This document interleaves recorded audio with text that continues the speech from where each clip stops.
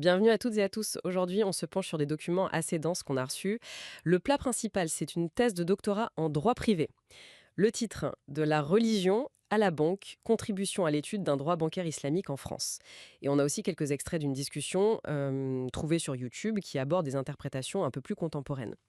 Notre but aujourd'hui, vraiment essayer de cerner ce concept de riba tel qu'il est présenté là. Pourquoi on en parle comme d'un problème à la fois religieux mais aussi économique et qu'est-ce que ça change pour nos banques actuelles. Allez, on décortique ça. Et c'est vrai que c'est un sujet, d'actualité, non? On voit cette finance qu'on appelle islamique se développer un peu partout. On sent bien cette tension permanente entre des principes religieux qui sont très anciens et puis l'économie d'aujourd'hui, comment elle fonctionne. Alors commençons par le commencement. Le riba, qu'est-ce que c'est au fond? Les sources nous disent que le mot lui-même, en arabe, il y a cette idée de surplus, d'augmentation, quelque chose en plus. Exactement. C'est ça l'idée de base.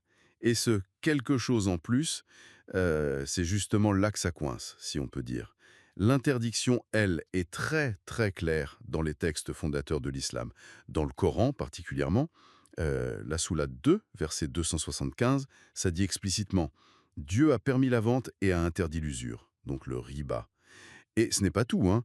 Il y a aussi plusieurs hadiths. Ce sont les paroles, les actes attribués au prophète Mohammed qui enfoncent le clou. La thèse, d'ailleurs, cite un hadith très connu. Interdiction d'échanger de l'or contre de l'or, ou de l'argent contre de l'argent, sauf si c'est pile la même quantité et échangé tout de suite, de main à main.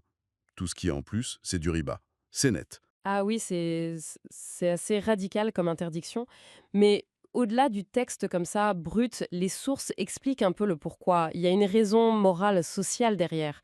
J'ai l'impression que l'idée, c'est d'éviter que les plus riches s'enrichissent sur le dos des plus pauvres, juste en prêtant de l'argent. C'est ça. La thèse fait même un parallèle que j'ai trouvé intéressant avec saint Thomas d'Aquin, chez les catholiques, qui avait aussi des réticences, non? Petit tout seul. Comme disaient déjà les Romains, et comme le rappellent les penseurs religieux, l'écu n'engendre pas d'écu. L'argent, c'est vu comme un moyen d'échange, un outil, pas comme une marchandise qu'on pourrait louer contre un loyer, l'intérêt, juste parce que le temps passe. Et la thèse souligne bien que cette préoccupation, elle n'est pas propre à l'islam. Dans le judaïsme aussi, on interdit l'intérêt. Bon, le Deutéronome précise que c'est entre co-religionnaires, mais l'idée est là. Et même avant, d'un point de vue philosophique, la thèse cite Aristote, lui aussi il se méfiait déjà de l'accumulation d'argent pour l'argent. Ça résonne curieusement avec certaines critiques modernes de la finance parfois, non? Absolument.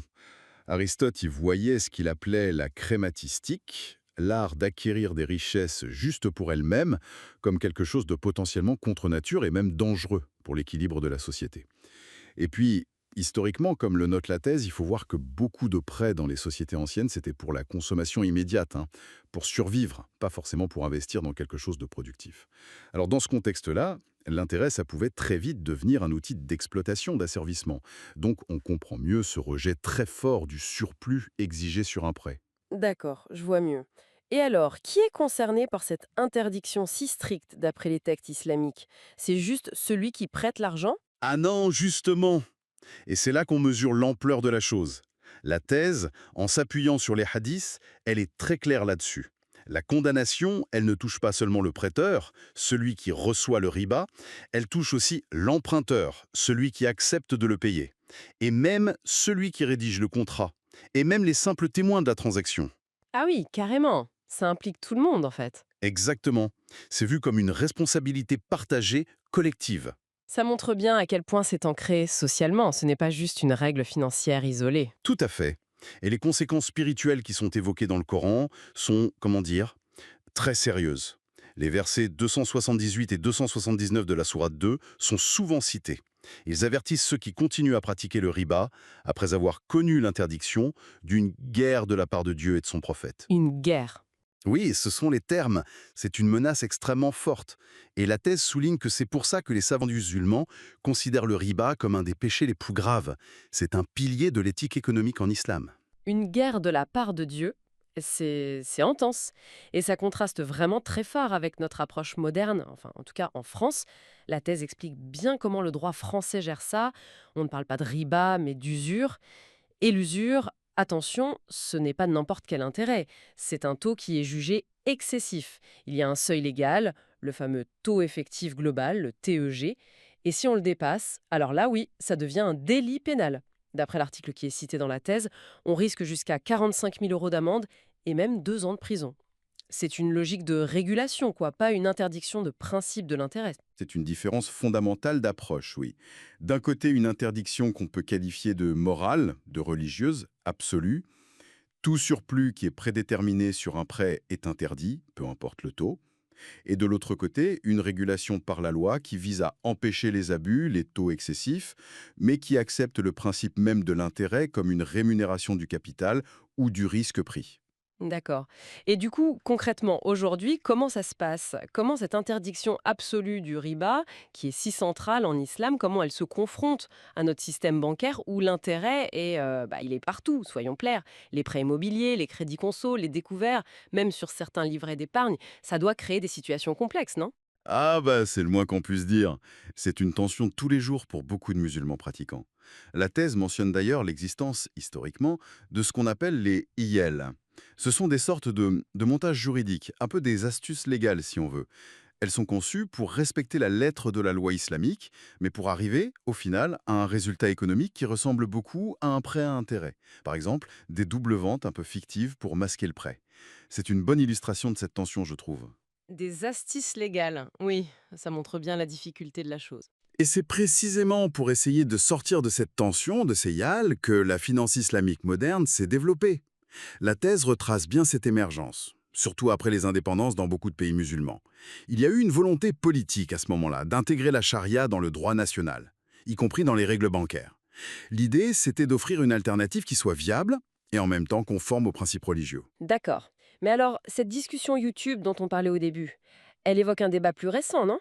Apparemment, certains savants auraient dit, via une fatwa émise en Europe dans les années 90, que les taux d'intérêt des banques d'aujourd'hui, surtout s'ils sont bas, genre 2%, ce ne serait pas vraiment le riba qui était interdit à l'époque du prophète. L'argument, si j'ai bien compris, c'est que ces taux couvriraient juste les frais de fonctionnement, l'inflation.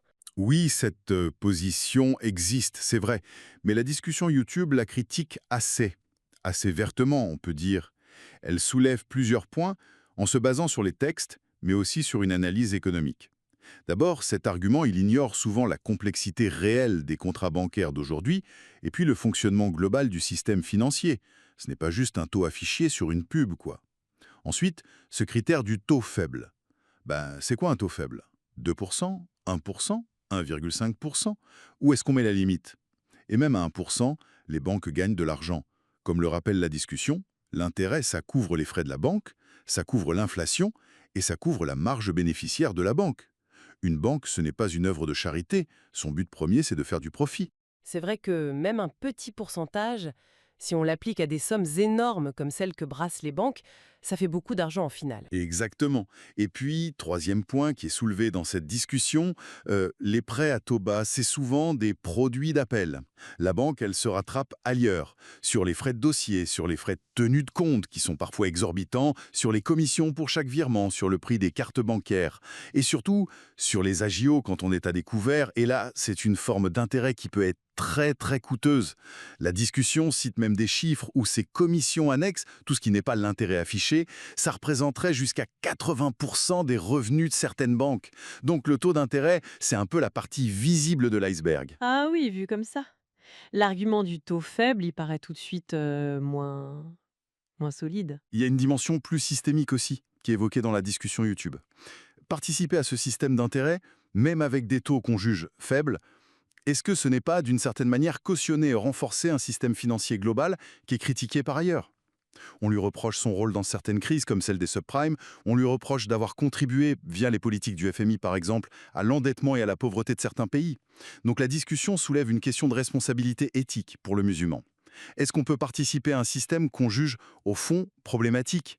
Et enfin, le point vraiment crucial, celui qui revient toujours au texte fondateur, pour la très grande majorité des savants musulmans, l'interdiction du riba dans le Coran et la Sunna, elle s'applique à toute augmentation qui est garantie et fixée d'avance dans un contrat de prêt. Peu importe le taux, peu importe le nom qu'on lui donne. C'est le principe même d'exiger un loyer fixe sur de l'argent prêté qui est considéré comme contraire à l'éthique islamique. D'accord, oui, c'est beaucoup plus clair maintenant. Alors, face à cette interdiction si forte et à ces débats quand même assez complexes, qu'est-ce que la finance islamique propose concrètement comme alternative? La thèse doit en parler longuement, j'imagine. Oui, tout à fait. Elle repose sur des principes fondateurs qui sont, en quelque sorte, l'exact opposé de l'intérêt fixe. Le premier principe, et sans doute le plus important, c'est ce qu'on appelle le partage des pertes et des profits, souvent abrégé en PPP ou 3P. L'idée est assez simple, mais elle est révolutionnaire par rapport à la banque classique. Au lieu que le prêteur, la banque, ait un retour garanti quoi qu'il arrive, et que l'emprunteur assume tout le risque du projet, ici on partage. Si le projet qui est financé réussit, on partage les bénéfices, selon un ratio qui a été convenu à l'avance. S'il échoue, eh bien on partage les pertes. Le risque est mutuel. Partager les risques, oui, ça change complètement la perspective. Et il y a d'autres grands principes comme ça? Oui, un autre principe qui est vraiment clé, c'est l'adossement à un actif tangible. En anglais, on dit asset backing. L'idée, c'est que chaque transaction financière doit être liée à un bien réel, matériel, identifiable. On ne finance pas de l'argent avec de l'argent dans le vide. La finance doit rester connectée à l'économie réelle, à des biens, des services, des projets concrets. Ça vise à éviter la spéculation pure et la création de bulles financières qui sont déconnectées de la réalité économique. Donc on revient à cette idée que l'argent est un outil, un moyen d'échange, mais pas une fin en soi. Précisément. Et logiquement, de ça découlent deux autres interdictions importantes. D'abord, l'interdiction du garar. Ça désigne l'incertitude excessive, le flou, l'ambiguïté majeure dans un contrat qui pourrait léser une des parties parce qu'elle ne sait pas exactement à quoi elle s'engage. Et ensuite, l'interdiction du maïsir. Ça vise les jeux de hasard et plus largement la spéculation pure, c'est-à-dire les situations où l'on gagne de l'argent sans qu'il y ait eu de production de richesse réelle, juste par un pari sur l'avenir. D'accord. PPP. Actif tangible, pas de flou contractuel, pas de spéculation pure. Ça dessine vraiment une autre manière de concevoir la finance. Et comment ça se traduit en produits bancaires concrets? La thèse donne des exemples. Oui, tout à fait. Ces grands principes donnent naissance à des contrats spécifiques, des instruments financiers adaptés. La thèse en détaille plusieurs. Le plus connu, c'est sans doute la murabaha. En gros, c'est une vente à crédit, mais avec une marge bénéficiaire qui est transparente et connue dès le départ. La banque achète un bien que le client souhaite, ça peut être une voiture, une machine pour une entreprise, puis elle le revend au client avec une marge ajoutée. Le paiement est échelonné, la marge est fixe, elle est connue, mais attention, c'est considéré comme le prix d'une vente, pas comme un intérêt sur un prêt. C'est très utilisé pour financer des achats de biens. Après, il y a aussi la Mudaraba. Là, c'est un contrat de partenariat. La banque apporte le capital et un entrepreneur apporte son savoir-faire, son projet, son travail. S'il y a des profits, ils sont partagés entre la banque et l'entrepreneur selon un ratio qu'ils ont fixé au début. S'il y a des pertes financières et qu'il n'y a pas eu de faute de gestion de la part de l'entrepreneur, c'est la banque, la porteur de capital, qui les assume entièrement. L'entrepreneur, lui, dans ce cas, il perd son temps et son travail. C'est un vrai partage du risque lié à l'entreprise. C'est intéressant comme logique. Ça encourage peut-être davantage les projets qui sont vraiment viables, non? C'est un peu l'idée, oui. Ensuite, on trouve l'Ijara. Ça ressemble beaucoup à un leasing, une location. Souvent, c'est une Ijara Waiktina, une location avec option d'achat. La banque achète un bien, un logement, un équipement industriel, elle le loue au client sur une période déterminée et à la fin de cette période, le client devient propriétaire du bien.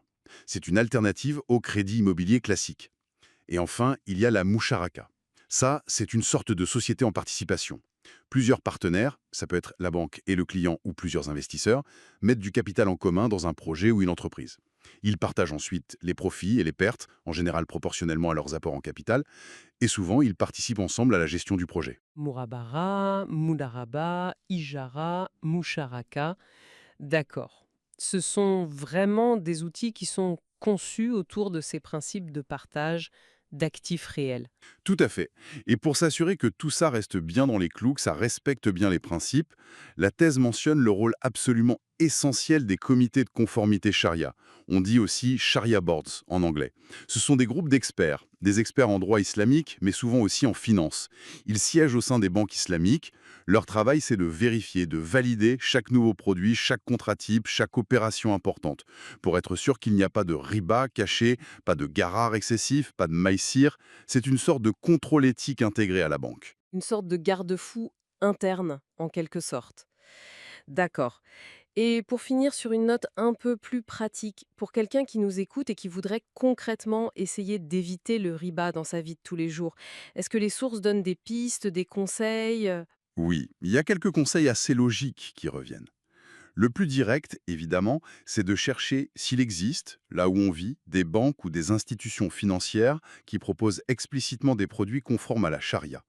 Leur nombre augmente, même en France, mais c'est vrai que l'offre n'est pas encore aussi développée ou aussi accessible que dans d'autres pays. Mais ça existe. Deuxième piste, qui est aussi mentionnée dans les sources, essayez autant que possible de privilégier les transactions commerciales directes, celles qui sont claires, basées sur l'échange réel de biens et de services, ce qui est halal, donc licite, plutôt que de passer systématiquement par des instruments financiers basés sur le prêt classique, surtout quand ce n'est pas absolument indispensable.